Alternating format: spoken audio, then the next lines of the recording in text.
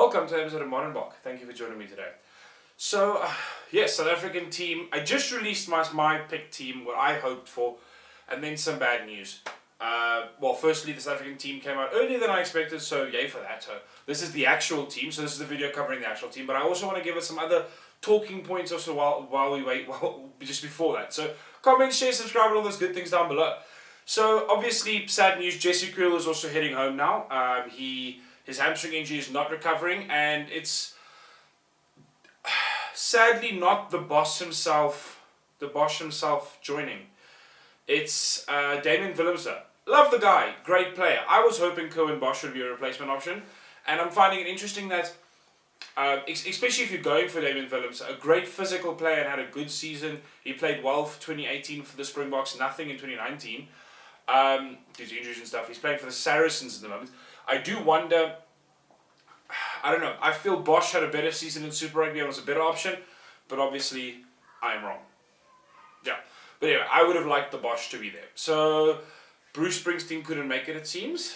Anyway, next other interesting story, while I was going through obviously trolling all these things, Ardie Savea wearing goggles for tomorrow's game against Canada. I think that's quite brave, very interesting and fair enough. I mean, as long as it doesn't hurt any of the other players, and that's obviously some people have been arguing, but I think it should be fine.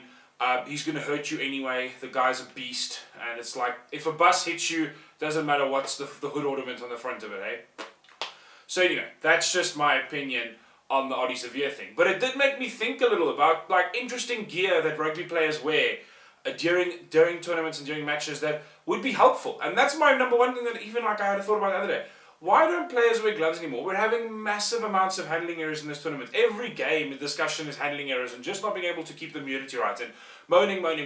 I know that players now use sticky spray and stuff like that and all that, and that's fair. But I don't know if it works so well. I'm arguing it doesn't work as well as people think it does. I think that good old gloves, Andy Good and Sterling Mortlock would say are better. I know that players don't practice them often when they're in their youth and they don't want to change their style, so that's probably why it isn't anymore a thing. It used to be very trendy, especially in 2000, even 2007 a little bit, mainly like the early 2000s. But overall, I do wonder why they've gone out of popularity. I think they're a great asset for players. It does, the spray might wear down. I've heard from professional players, it definitely does. So you can't ensure that that's going to be for you the whole time. Gloves are there the whole time. Fingerless gloves are part of rugby rules. You're allowed to wear them. You just can't wear full hands gloves.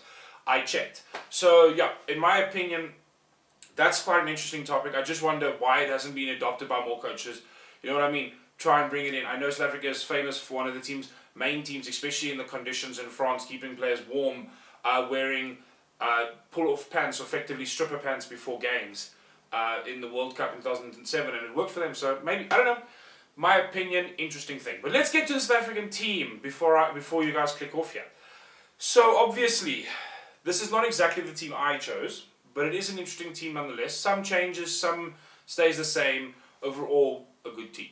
So let's start with the front three. We've got Beast, Bongi, and Frans. So this is similar to what I showed. I said Bongi was knocking on Mark's door, and I think this must be a sign to Marks that Bongi might have overtaken him in the choice here, because this is a massive game. So don't get me wrong, the team here is close to this full strength team. There's no B team being selected here. This is a full strength team. Russie is going all out here. If this is a resounding victory, I think he might let off, but at the moment this is a full strength team. Interestingly, then we get to Eben, Etzebeth and Lood Jager. Something I almost knew was going to happen. Lood Jager just made sense to bring him from the bench. He's really regaining his form hugely, especially from injury, and I think he will link up well with Eben. That was kind of my choice, so yay me. But anyway, Eben and Lood definitely, I think, will play well. Lood has got a similar play in Ardie Savea, and he plays with regularly, so I think he'll link well with Eben. They haven't really played much as a combination together, but it should still work.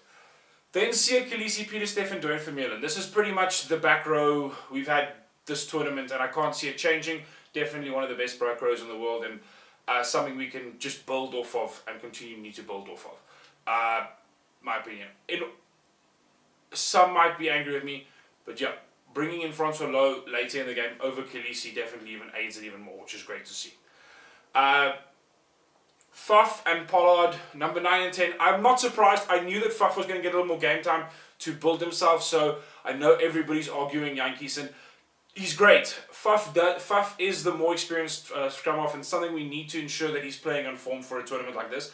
You cannot put all this pressure on a young scrum half. Yankees has got many years to become the world-class player he can be, but at this point in time, Faf is the player to back the tournament on, so I get it. It makes sense, and hopefully with a little bit more space and a little bit more form and dominance, he can get his kick right and get his kick right and get comfortable, but he does have to sort it out, as another bad performance by either of these two players will really hurt their form in the South African eyes and will actually damage the tournament quite hugely. So here's hoping that their form is outstanding.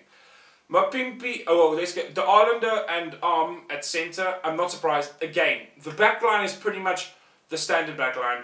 I'm not surprised, as this whole backline needs to build form.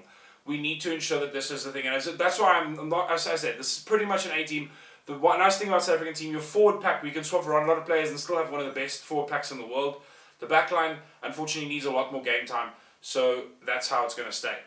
Interestingly, there is a 6-2 split on the bench, though, with the 6 forwards and 2 backs. Herschel Yankees and Frans. I knew that Frans was going to pretty much be this like covering role, and obviously, as the Rassie has said that the main reason they did 6-2 was because of the fact that there is quite a good quick turnaround between this game and the next game, and also it was only 6 days between this and the Namibia game, and that's why he felt that the forwards need to be split across, and we've got a forward pack deep enough to be able to do that, so it makes sense that it was done that way.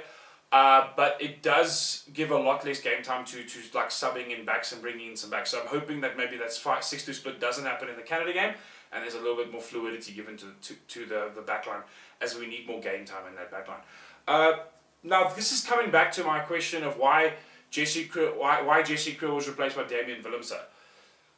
It surprises me that effectively South Africa really doesn't have a ton of centre options in this tournament. Effectively, all of our other ones are utility backs. Damian is a back. He's a fullback and maybe a wing. He can play fly off. He has played fly off, and I've got a feeling that's my only reasoning for bringing him in. He has played fly off with a lot of success, and he's a relatively big man. So I do see it. He's a little young, but a big man. And that's my only reasoning I can think why he was chosen over Bosch, who is just as X factor, maybe even more, but maybe just not as big of a physical factor. And I think that's what hurts as a choice to be part of the tournament over Damian. But I do concern myself in the centres. We just do not have Frans. I can't see him playing a big game. The guy is not fit enough, in my opinion, to play a big game. So, concerns me. Damian and Arm are pretty much your only options then. And I don't know if that's going to be enough for the tournament. But yes, let me know your opinions on the team and your feelings. Is there changes? Do you feel some combinations from my team would have been better? What is your team? And also, what is your opinion on why players don't wear gloves and Ardie Savea's goggles in the tournament? Do you think it's fair? Do you think it's not fair? Some people are arguing and all those good things. Thanks, guys. Please enjoy the rest of the day, and let's chat soon. Cheers.